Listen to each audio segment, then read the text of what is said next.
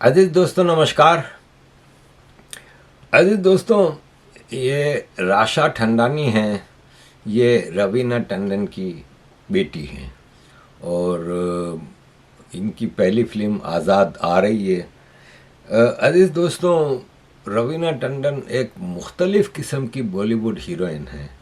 मेरा उनसे एक ताल्लुक़ बना है।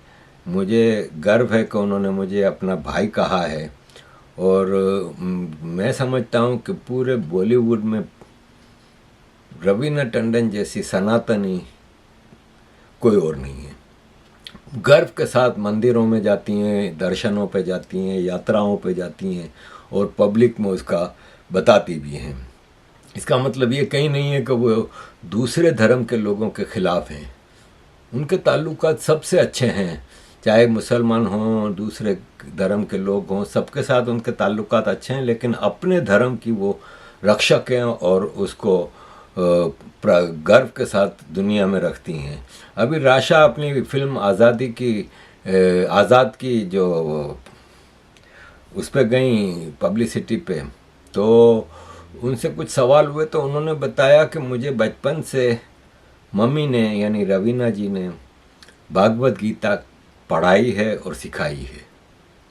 अजीज़ दोस्तों, मुझे नहीं लगता कि बॉलीवुड में किसी और एक्टर एक्ट्रेस ने अपने बच्चों को धर्म की इस हद तक एजुकेशन दी होगी।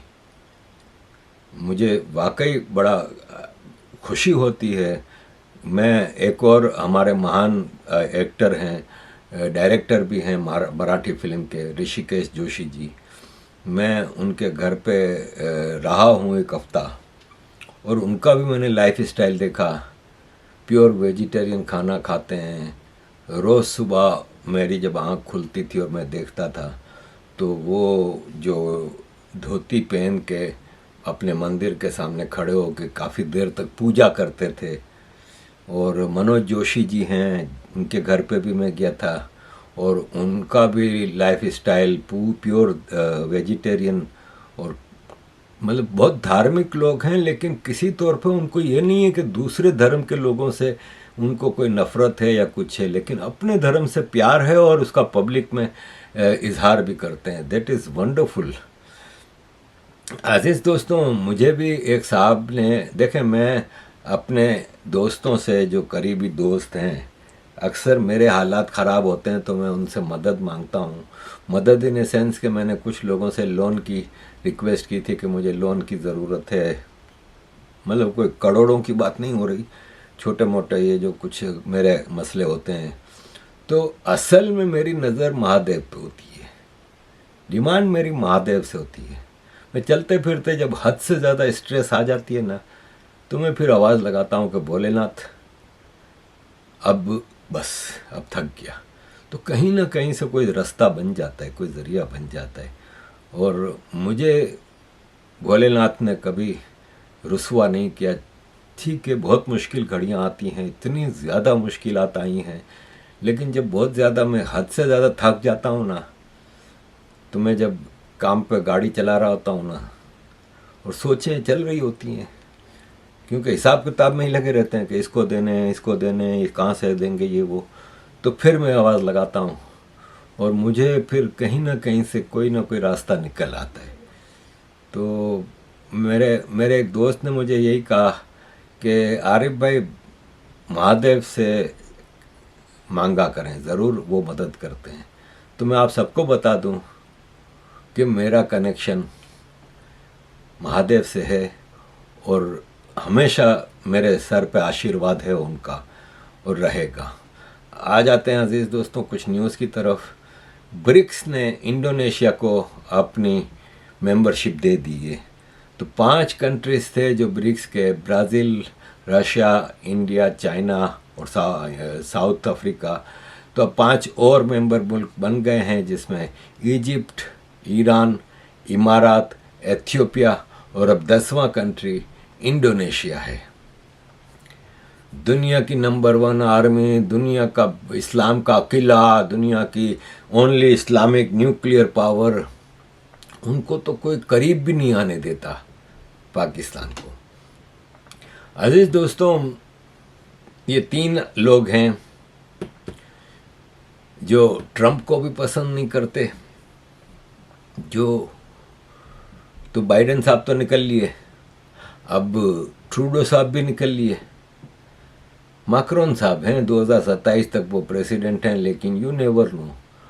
मसला ये है कि एलन मस्क ने अपनी तोपों का रुख यूरोप की तरफ किया हुआ है, और जिस हिसाब से ट्रंप ने जो अपनी पॉलिसीज़ को वो किया है वो आगे मैं डिस्कस करता हूँ। अभी आपके सामने मैं ज़रा कनाडा के मामला रख दूँ कि कनाडा के प्राइम मिनिस्टर जस्टिन ट्रूडो ने रेजिग्नेशन का ऐलान कर दिया है, इसलिए कि उनकी अपनी पार्टी से उनको बहुत ज़्यादा मसले चल रहे थे और उनकी अपनी पार्टी उनके खिलाफ खड़ी हो गई है।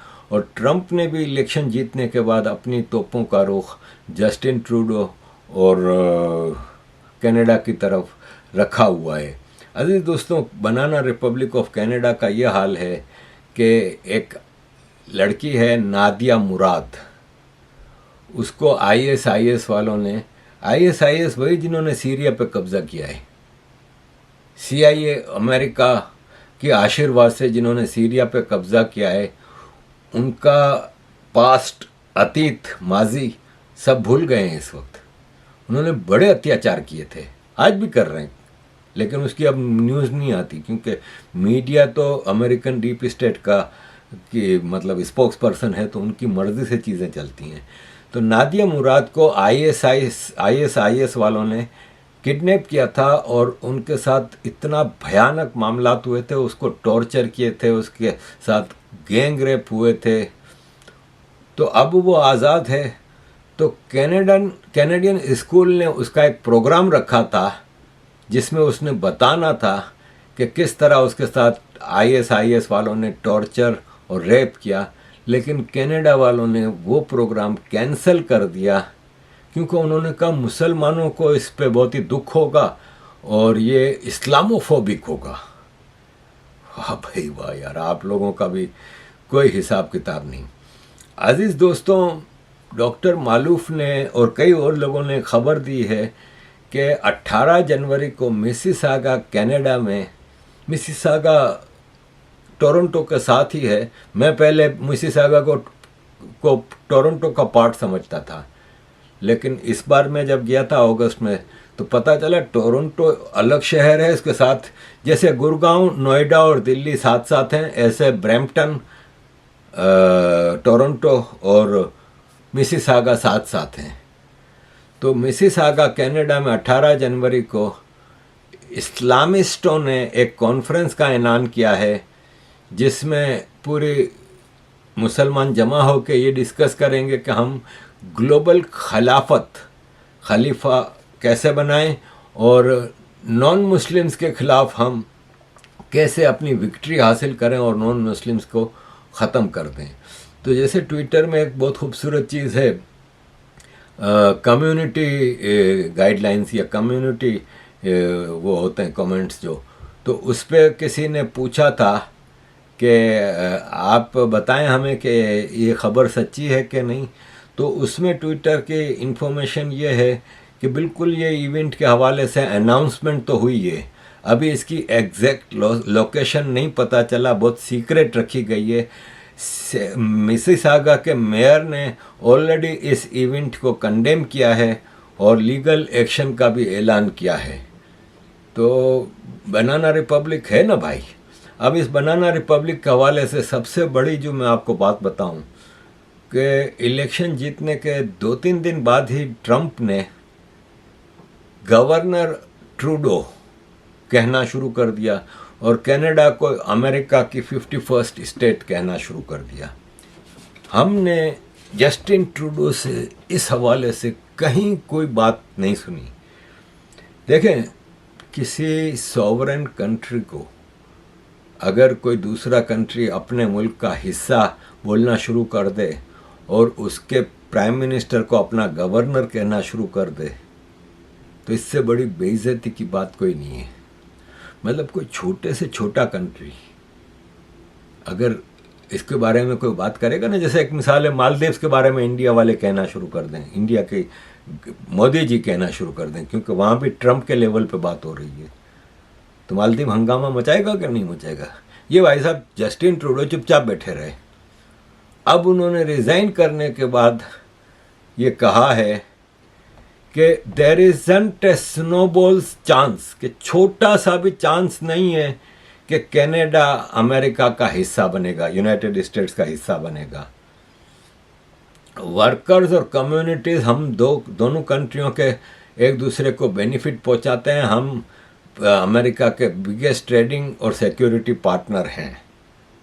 तो एलन मस्क ने फिर इसकी बेइज्जती कर दी। एलन मस्क ने कहा कि गर्ल, लड़की, तुम अब गवर्नर नहीं रहे कनाडा के, इसलिए तुम जो भी कहते हो उसकी कोई अहमियत नहीं है। डोनाल्ड ट्रंप तो अब और ज़्यादा 2 हाथ आगे बढ़ गए।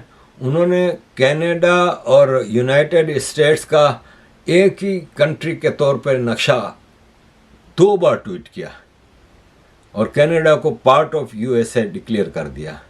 इससे ज़्यादा बेइज्जती की बात क्या होगी। कनाडा में भी छोटे छोटे लेवल पे कुछ लोग इसको कंडेम भी कर रहे हैं कि ऐसा नहीं हो सकता, फलान है ढुमकान है।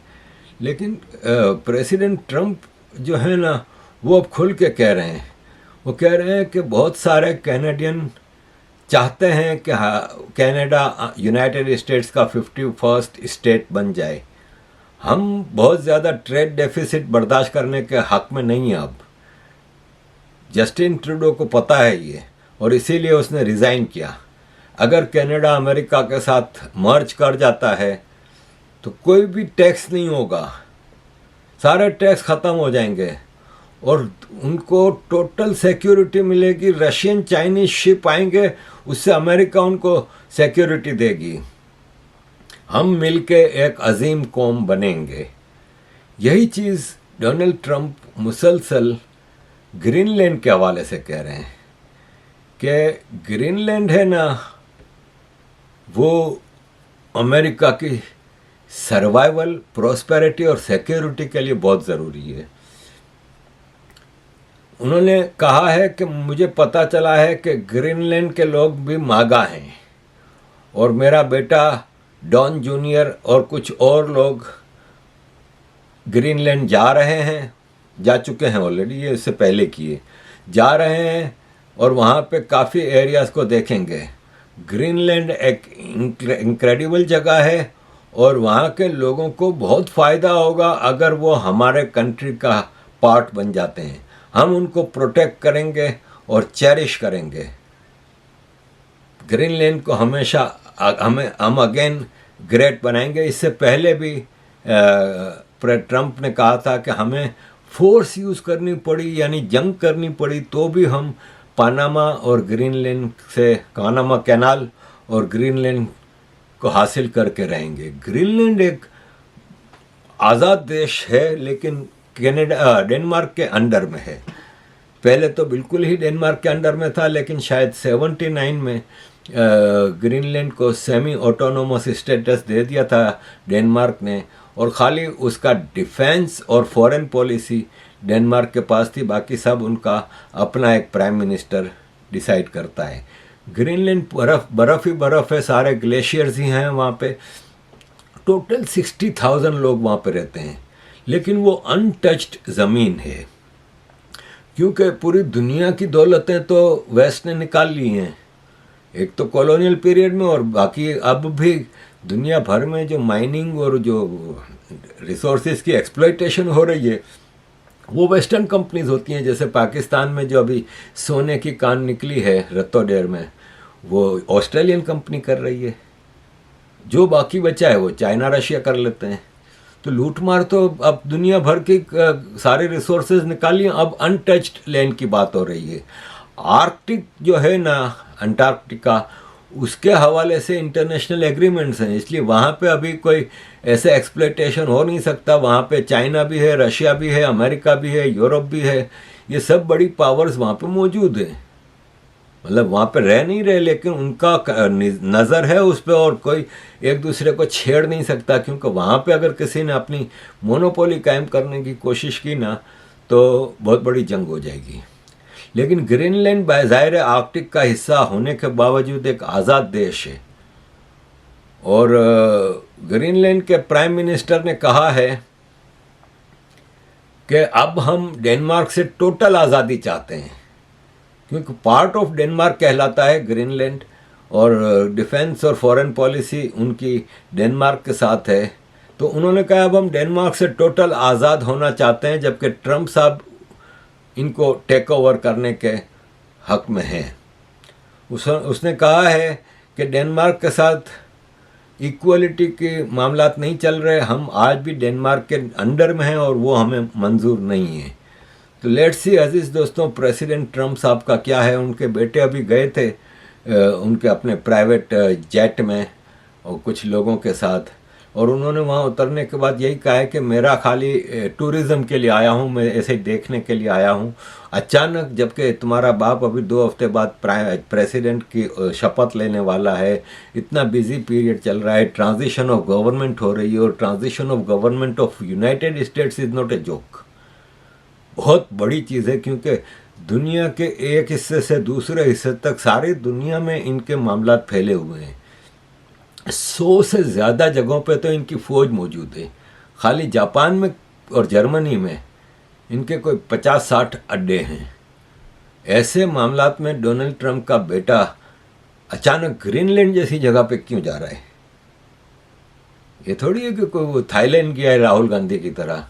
तो मसला ये है कि खिचड़ी तो पक रही है, तो क्या डोनाल्ड ट्रंप जंगें करेगा अपने अलाइज के साथ? ये देखने वाली बात है। डोनाल्ड ट्रंप की फॉरेन पॉलिसी क्या होगी, ये सोचने की बात है। एक तरफ कनाडा, डेनमार्क का ग्रीनलैंड, ये सब अलाइज हैं, वेस्ट कहलाता है ये सब। दूसरी तरफ नेटो से निकलने की बात कर रहे हैं, WHO से निकलने की बात कर रहे हैं, यूरोपियन यूनियन से ज़रा सख्त वो कर रहे हैं। Elon Musk after all Trump की ही टीम का हिस्सा है ना, वो कंटिन्यूसली यूके के बारे में, फ्रांस के बारे में, यूरोप के बारे में बयानात दे रहा है aggressively.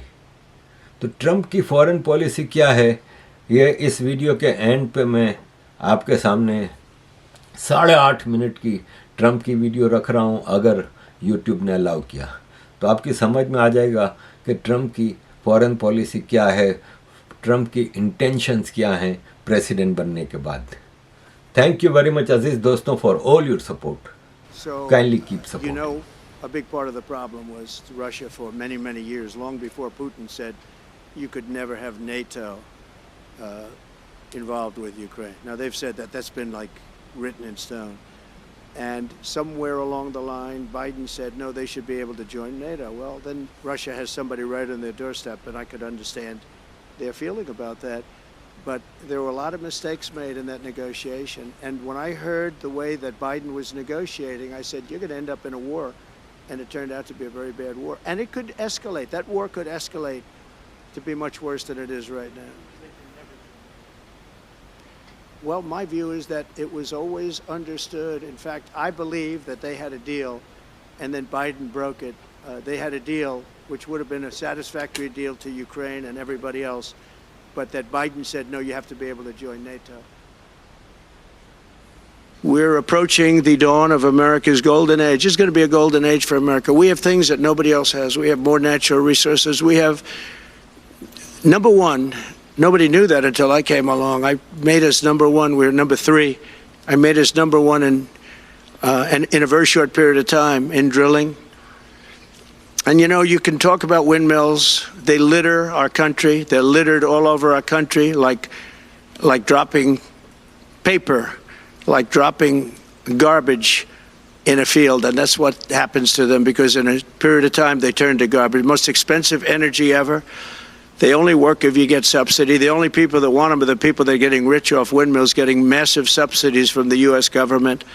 And it's the most expensive energy there is. It's many, many times more expensive than clean natural gas. So we're going to try and have a policy where no windmills are being built. You know, off the coast of New Jersey, they want to build like 200 windmills. The people are going crazy. Nobody wants them. And they're very expensive. They don't work without subsidy. You don't want energy that needs subsidy. Energy is a good business. You don't need subsidy. But when you build these massive towers, and they're 25 stories tall, 40 stories, they have 170 stories tall. The blades, they take 3 ships to ship them. It's crazy. They're dangerous. You see what's happening up in the Massachusetts area with the whales, where they had 2 whales wash ashore in, I think, a 17-year period. And now they had 14 this season. The windmills are driving the whales crazy, obviously. And they had actually over, I think, 125 or something over a number of years. And we don't want that to happen. It's a disaster it's amazing the way a true environmentalist would say, oh, we love wind. It sounds good, but that's about where it ends. You know, after 10 years, you have to redo them. And what happens is they don't do that. They let them stand and they rust, and they say, because of the environment, I'm not a believer in this, but they say you can't, because it's a certain fiberglass, that the blades cannot be buried in earth, that's an environment. So what do you do with them? What do you do with them? And I don't know if you've ever gone to Palm Springs, California, or any of these places where you have long-term windmills standing.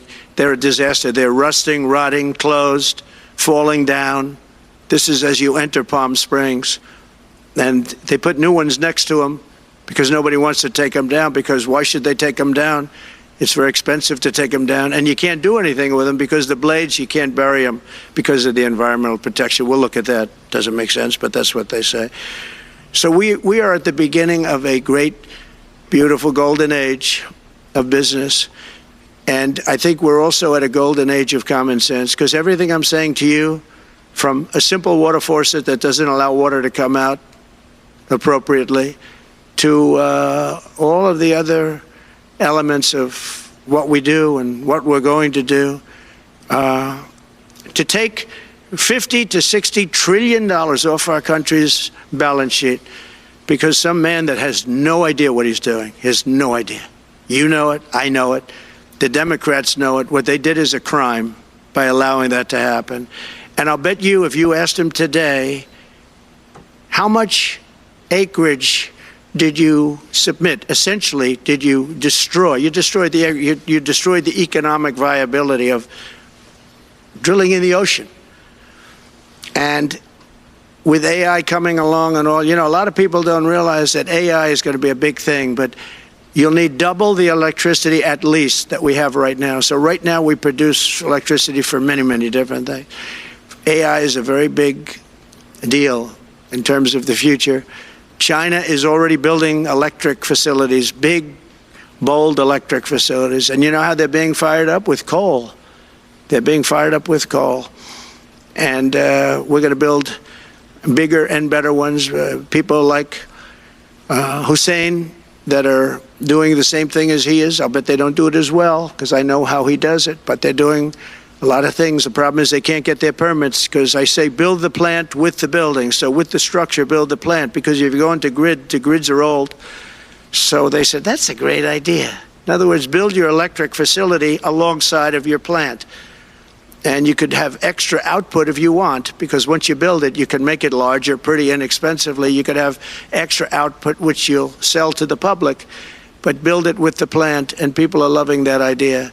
So we're going to have a lot of fun making America great again, and it's going to happen, I think, very, very quickly. It's already happened. So I would say this, and this has been pretty openly reported by the news. There's never been anything like what's happened in the list since we won the election. Couple of months since we won the election, the whole perception